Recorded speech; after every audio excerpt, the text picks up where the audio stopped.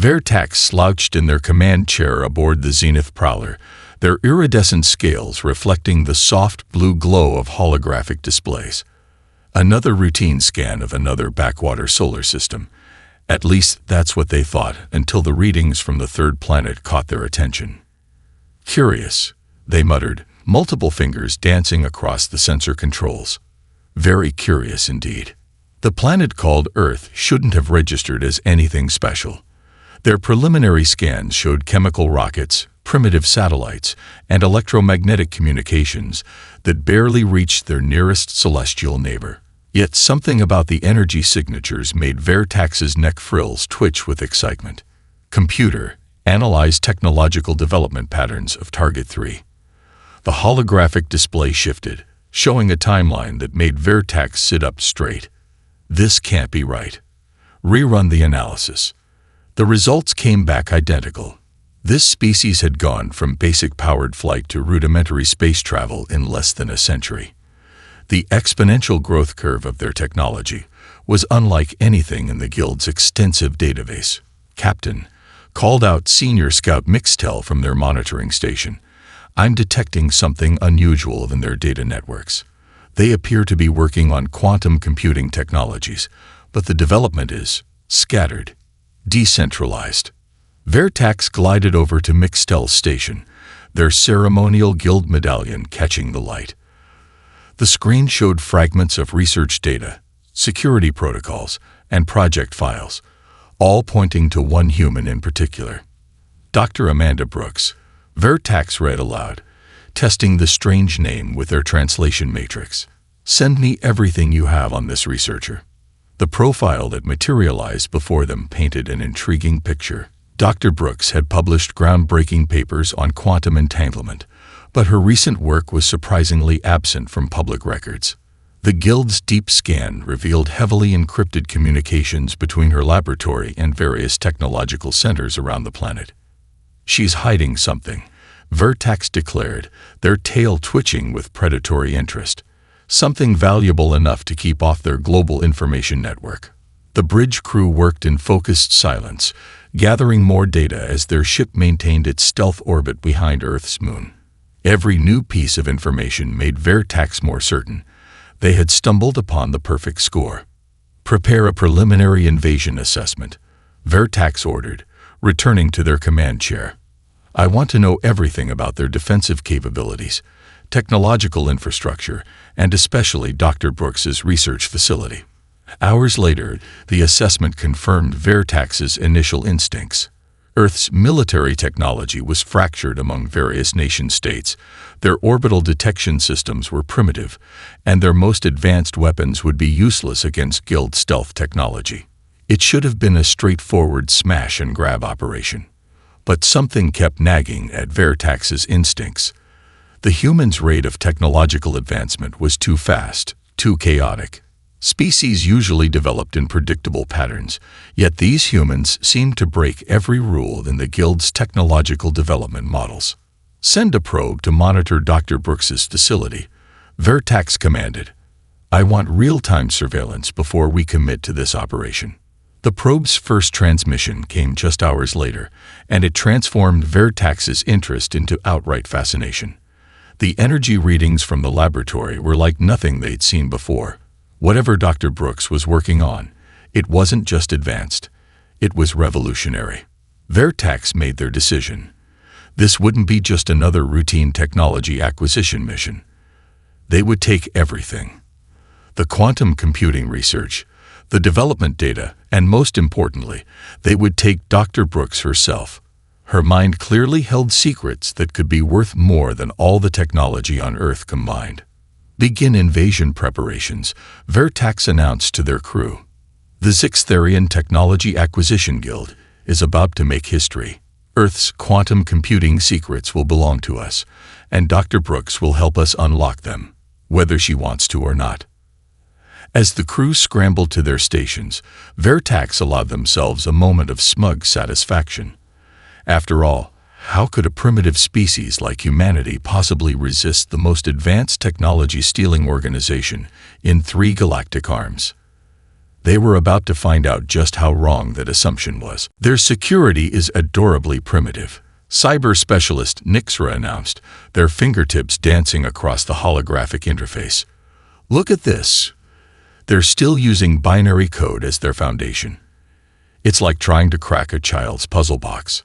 Vertax watched as Nixra's team prepared to infiltrate Dr. Brooks's laboratory systems. The Guild's quantum processors could supposedly crack any encryption in microseconds, yet something about the humans' digital defenses made Vertax's scales itch with unease. Begin the infiltration, Vertax ordered, pushing aside their doubts. Standard Protocol 7. Nixra's elite cyber team launched their most sophisticated AI probes into Earth's networks. At first, everything went according to plan. They slipped past the outer firewalls like ghosts, their quantum algorithms making short work of what appeared to be standard encryption. Then everything went wrong. This isn't possible, Nixra muttered, their confidence evaporating as warning signals flashed across their screens. The security protocols are changing. They're learning from each probe we send. Vertax leaned forward, watching in disbelief as their advanced AI infiltrators encountered something unprecedented. Dr. Brooks's security system wasn't just adaptive, it was evolutionary. Each layer they breached revealed 3 more, each more complex than the last. Pull back the probes, Vertax commanded, but it was too late. I can't. Nixra's fingers flew across the controls in panic. The system, it's not just defending itself. It's reaching back through our connection. It's studying us. On the main screen, they watched helplessly as their most sophisticated infiltration AI got caught in what appeared to be an endless loop. Lines of code scrolled past faster than even their enhanced eyes could follow, a beautiful and terrifying dance of quantum mathematics that shouldn't have been possible with Earth's technology. This has Dr. Brooks's signature all over it, Vertax growled, their tail lashing with frustration. She's been expecting something like this, preparing for it.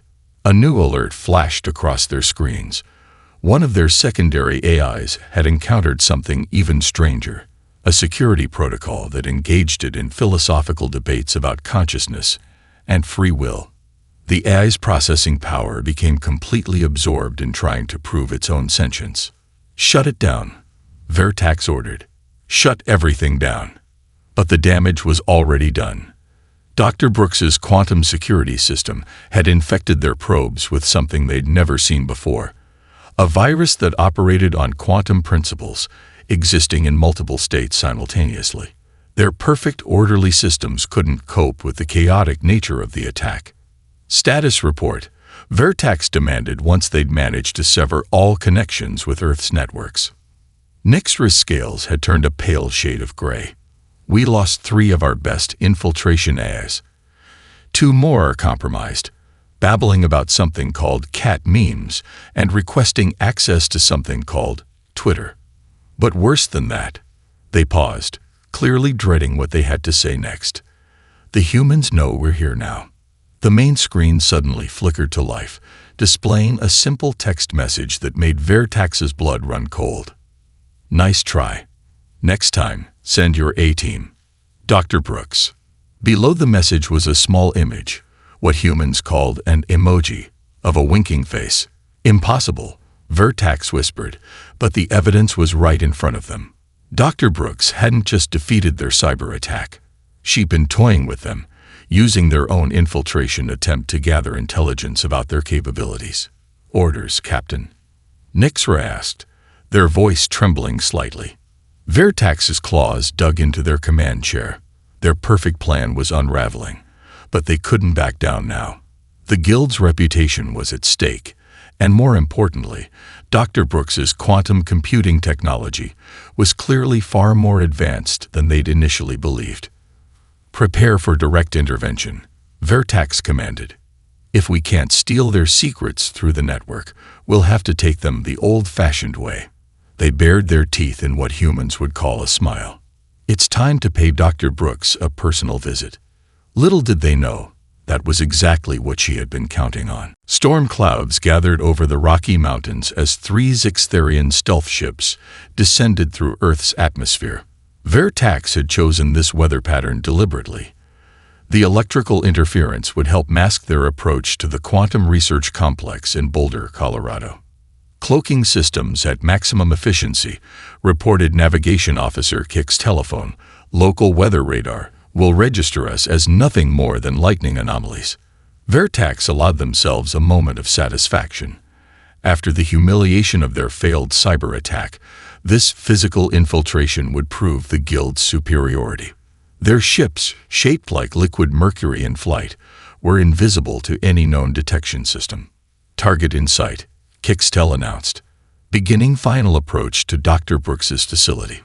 That's when 16-year-old Kevin Martinez, hovering his custom-built drone in the storm to capture extreme weather footage for his YouTube channel, noticed something odd in his camera feed. "No way," Kevin whispered, adjusting his drone settings. The raindrops were bouncing off something that wasn't there, creating perfect outlines of 3 massive shapes descending from the clouds. Without hesitation, he hit the livestream button on his controller. Aboard the lead ship, Vertax's first warning that something was wrong came when their sensors detected an unusual quantum field emanating from the research complex. Minor interference with cloaking systems, the technical officer reported. Compensating. The compensation algorithms triggered a cascade effect. The quantum field from Dr. Brooks's facility interacted with their cloaking technology in ways their sensors couldn't predict. Suddenly, the sky lit up with spectacular ribbons of light as 2 incompatible quantum states tried to occupy the same space. "We're visible," Kixtel shouted, their scales flashing warning colors. "The quantum field is causing some kind of reaction with our stealth systems." Kevin's drone captured everything. The alien ships, now glowing like Aurora Borealis, performed a series of desperate maneuvers as their perfect stealth technology transformed into the greatest light show Boulder had ever seen. #AliensFail, #QuantumLightShow, #NotCGI. Kevin typed rapidly on his phone, uploading clips to TikTok even as he recorded. Within minutes, the parking lots around the research complex began filling with cars as locals rushed to witness the spectacle. Vertax watched in horror as their sensor displays filled with incoming ground vehicles and primitive flying devices, what humans called drones, all recording their supposedly covert operation. "Report," they demanded. "Our systems are going haywire," the technical officer responded. "The quantum field is affecting everything. Navigation, communications, even life support is showing strange readings. It's like the laws of physics are different inside this field." Through the ship's viewing ports, Vertax could see humans pointing devices at them, their faces lit by small screens. Some were even setting up chairs and what appeared to be food dispensing stations. "They're having a viewing party," Kixtel said in disbelief. "The humans are treating our invasion like some kind of entertainment event." Vertax's command console chimed with an incoming message. To their shock, it was a social media notification. Someone had tagged their ships in an Instagram post. "Emergency protocols," Vertax ordered, their voice cracking with panic. "Get us out of this quantum field before." The rest of their command was cut off as every system on their ship suddenly began downloading updates.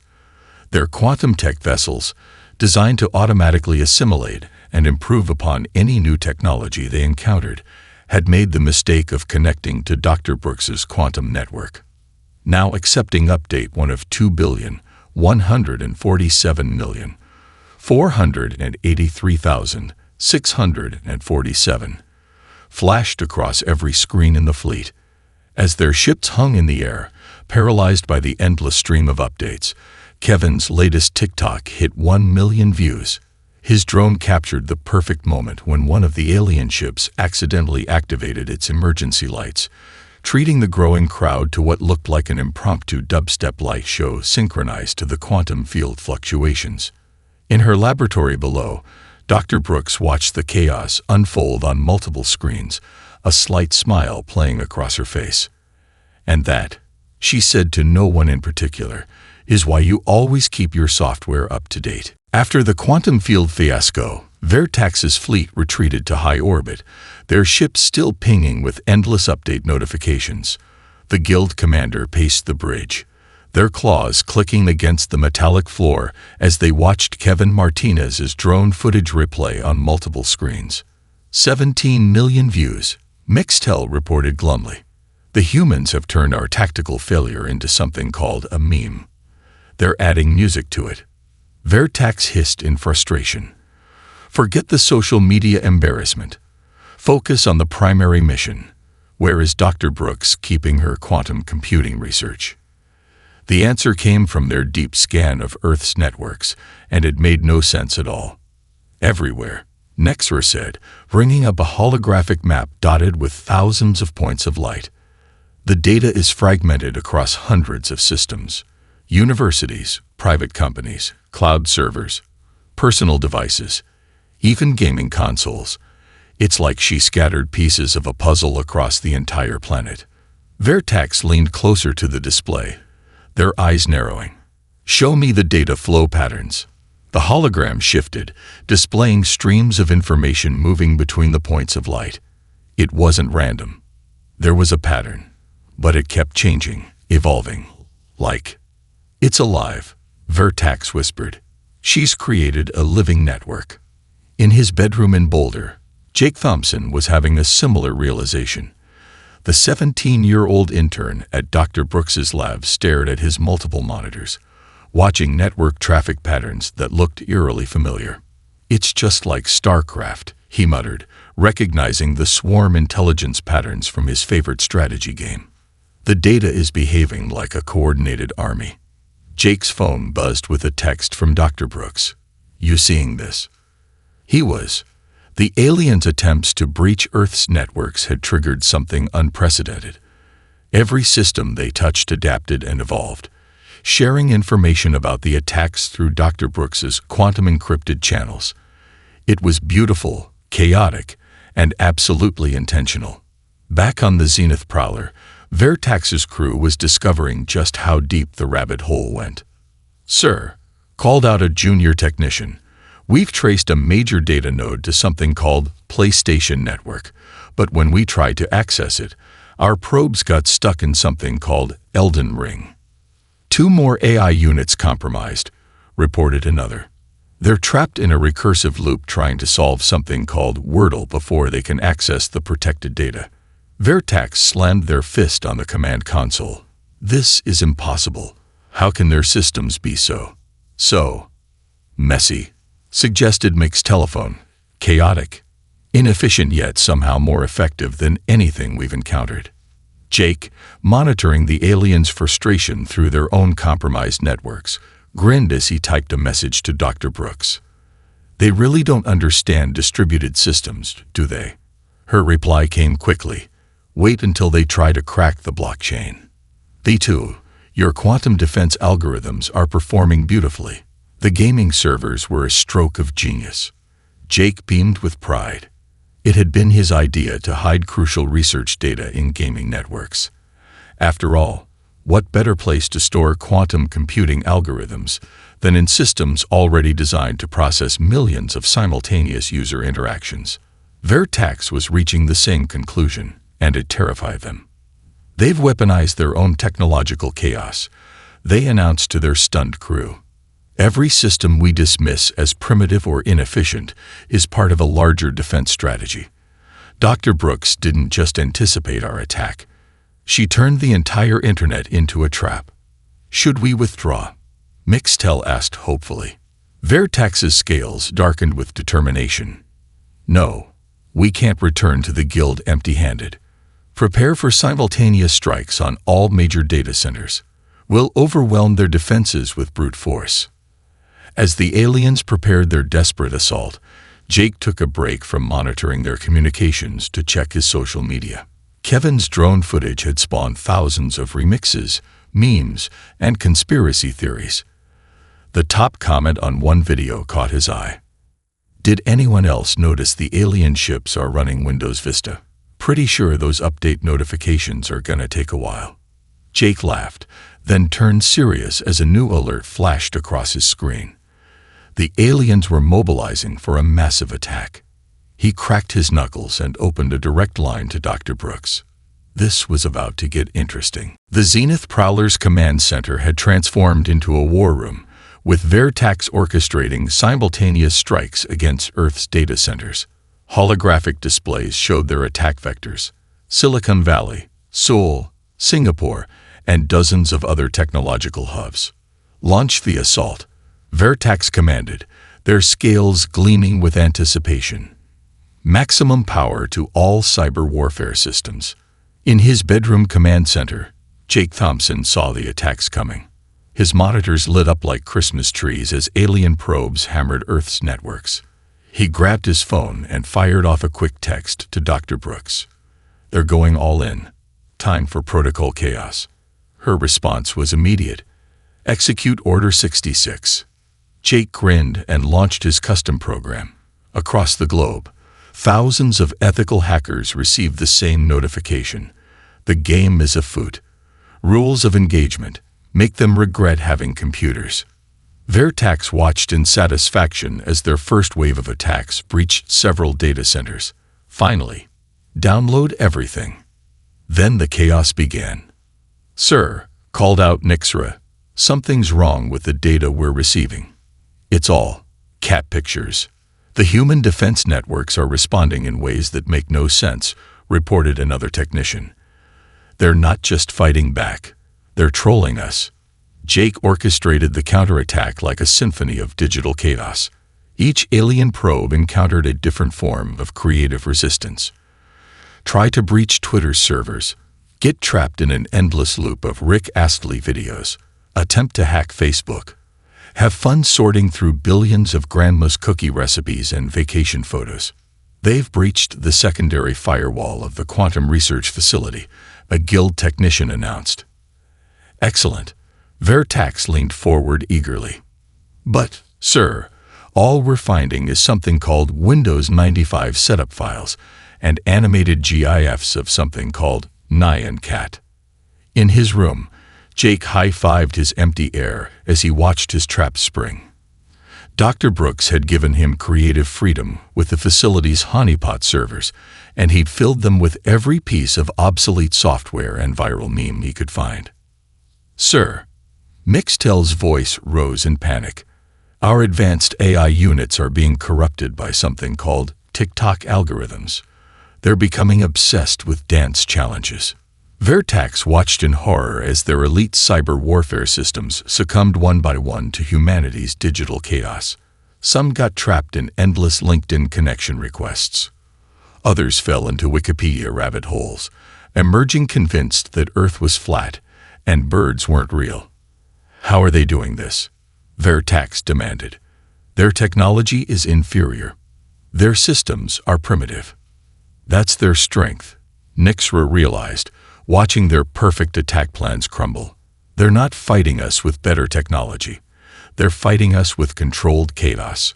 Every human with a device is part of their defense network, and none of them are following any logical pattern we can predict."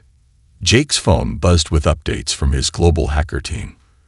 A group in South Korea had trapped alien probes in a loop of K-pop videos.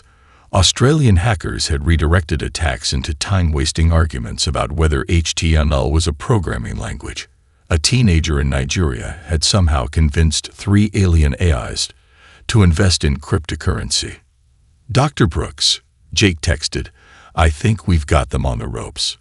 Should we show them what quantum encryption really looks like?" "Launch the special sauce," came her reply. "Let's show them why you don't mess with Earth's internet." Jake initiated the quantum defense protocols he'd helped design. Based on principles from his favorite roguelike games, the system generated endless procedurally generated mazes of encryption. Every time the alien solved one puzzle, it created 2 more, each more complex than the last. On the Zenith Prowler, Vertax watched their invasion force crumble under the assault of cat memes, rickrolls, and quantum encryption puzzles that seemed designed by chaos theory itself. "Fall back." They ordered, "Disengage all systems from Earth's networks."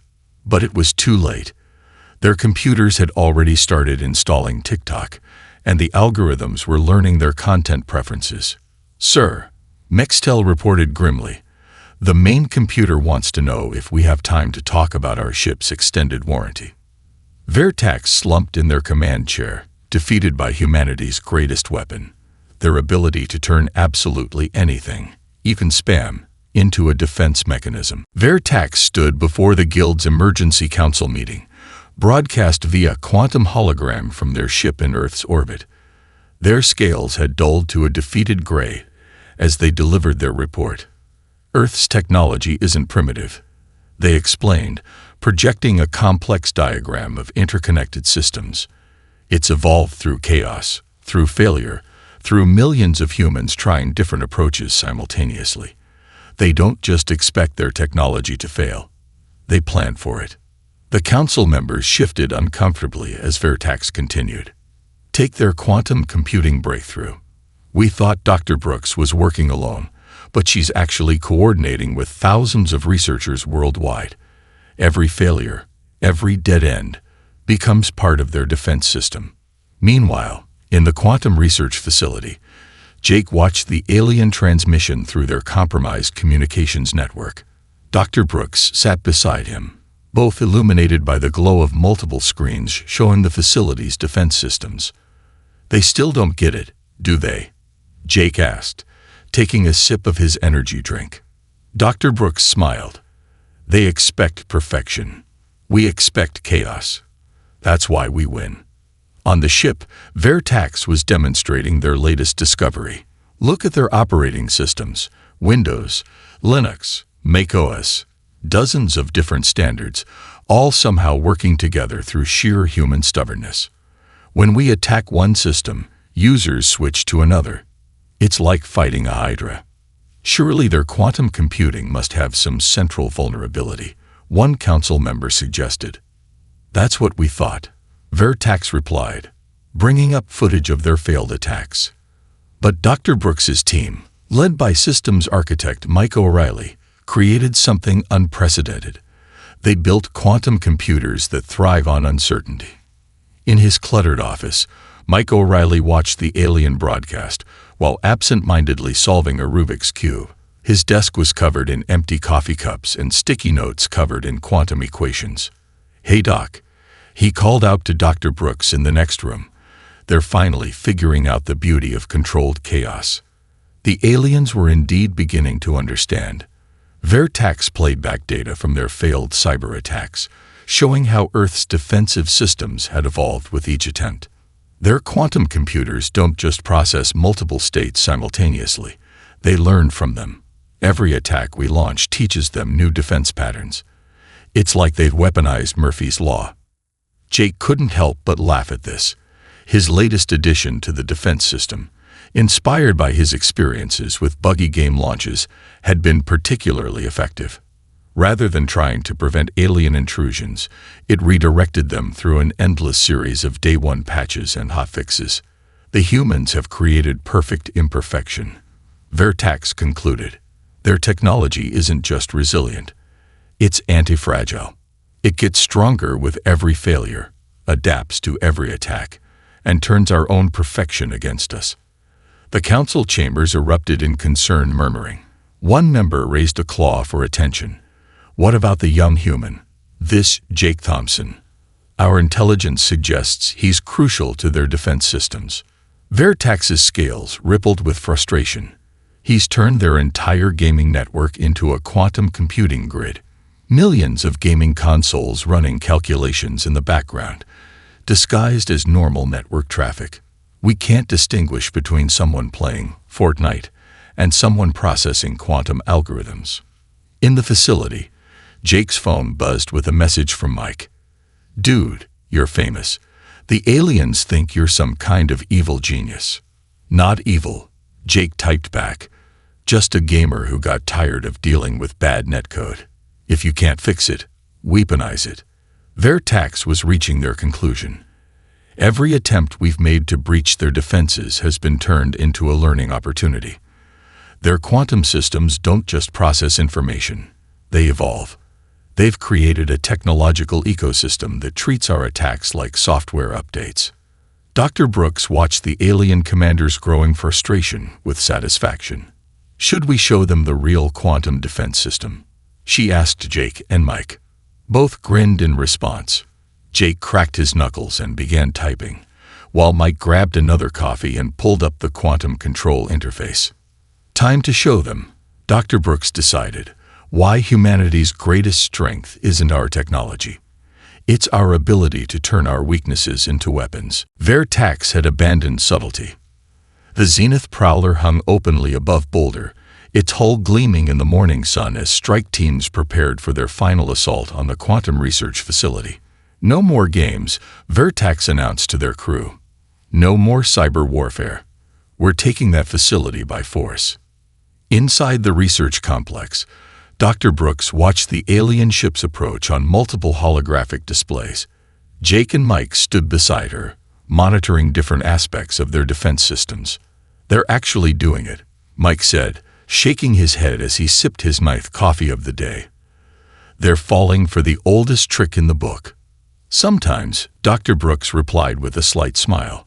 The best way to trap someone is to let them think they're springing your trap. Jake glanced at his phone, where Kevin's latest TikTok livestream showed the alien ship in crystal clear 4K. Everyone's in position. Dr. Brooks nodded. The whole building is ready. Initiate protocol. Welcome party.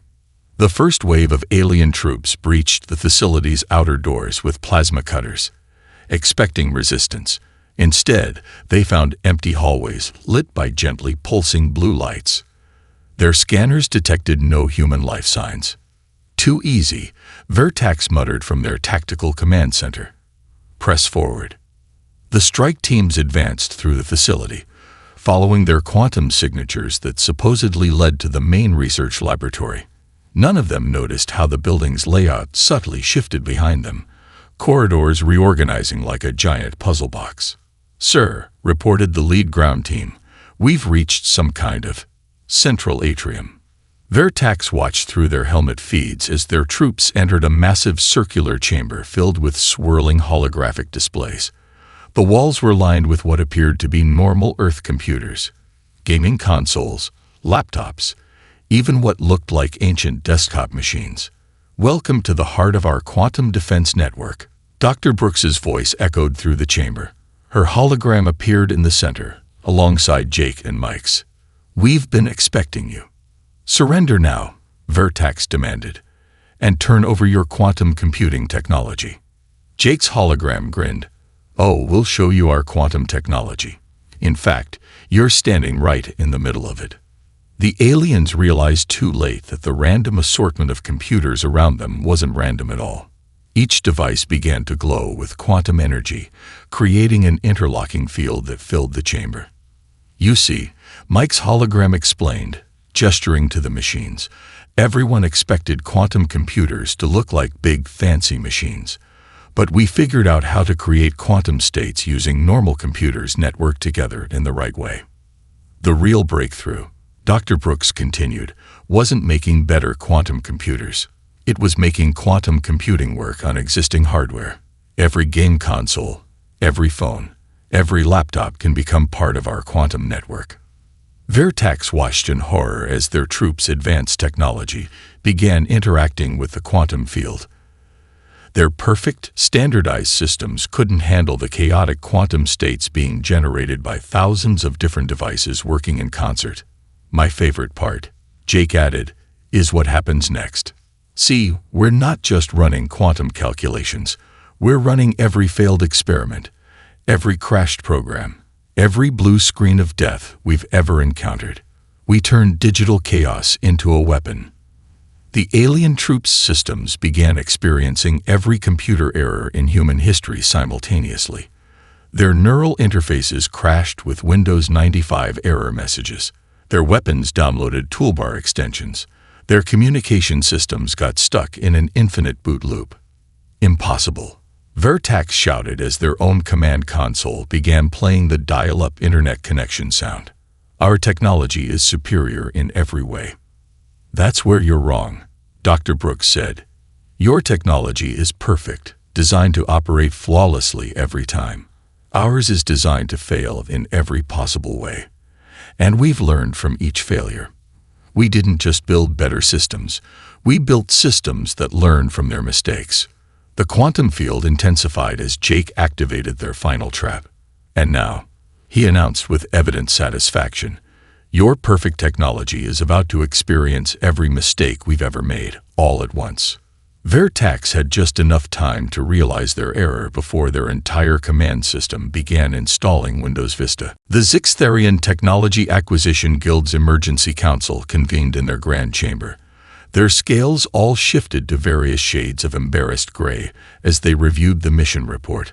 On the main display, a compilation of TikTok videos showed their fleet's increasingly undignified retreat from Earth.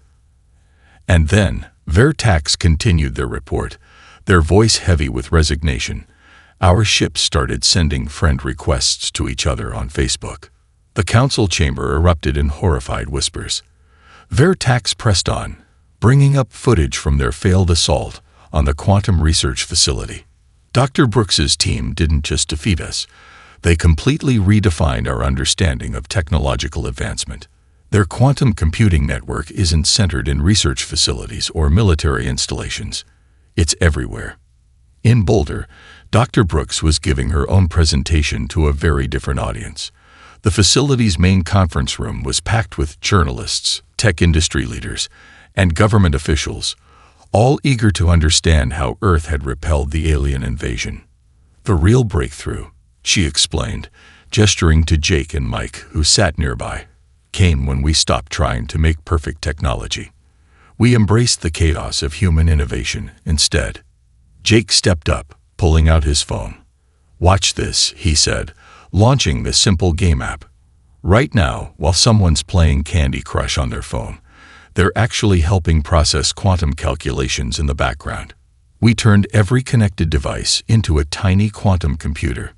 Back in the Guild's council chamber, Vertax displayed their final analysis. Earth must be reclassified as a Type X civilization, a previously unknown category. They haven't mastered perfect technology. They've mastered imperfect technology on a massive scale. Their strength, Mixtel added, still twitching from their exposure to an endless loop of cat videos, lies in their ability to create order from chaos, to turn their technological limitations into advantages. Meanwhile, Mike O'Reilly was demonstrating Earth's defense system to a group of wide-eyed Silicon Valley executives. See, traditional quantum computing tries to eliminate uncertainty. We learn to weaponize it instead. Every glitch, every crash, every weird Windows error message became part of our arsenal. The aliens' perfect technology couldn't adapt, Jake explained to a tech blogger. They expected everything to work flawlessly every time. But humans, we expect things to go wrong. We plan for it. We thrive on it. Vertax's conclusion sent shockwaves through the Guild Council. We recommend not only abandoning all plans to acquire Earth's technology, but also establishing a quarantine zone around their solar system. Their chaotic approach to innovation is infectious.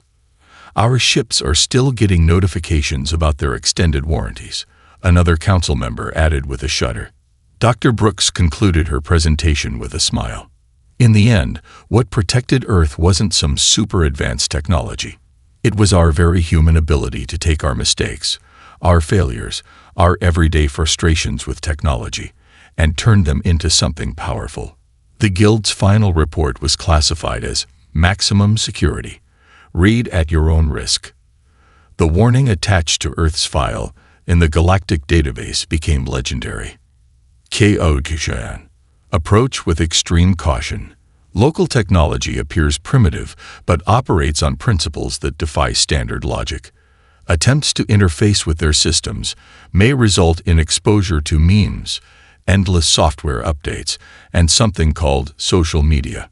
Their quantum computing network is disguised as casual games and cat pictures. Most disturbing of all, it works. Months later, Jake was working late at the facility when Dr. Brooks brought him a coffee. On his screens, the quantum defense network hummed along, masquerading as millions of ordinary internet activities. "You know what's funny?" he said, accepting the coffee. "Some of the alien tech we captured actually works better now that it's a little broken. Mike figured out how to improve its efficiency by making it slightly less perfect." Dr. Brooks laughed. "That's humanity's greatest export, teaching the galaxy that sometimes the best way forward isn't perfection, it's learning to work with imperfection." "Should we tell them about the blockchain experiments?" Jake asked with a grin. "Let's not scare them too much," Dr. Brooks replied. "They're still trying to figure out why their ships keep getting spam calls about student loan forgiveness." Somewhere in deep space, Vertax's personal computer chimed with a notification. "Your free trial period is ending soon. Would you like to subscribe?"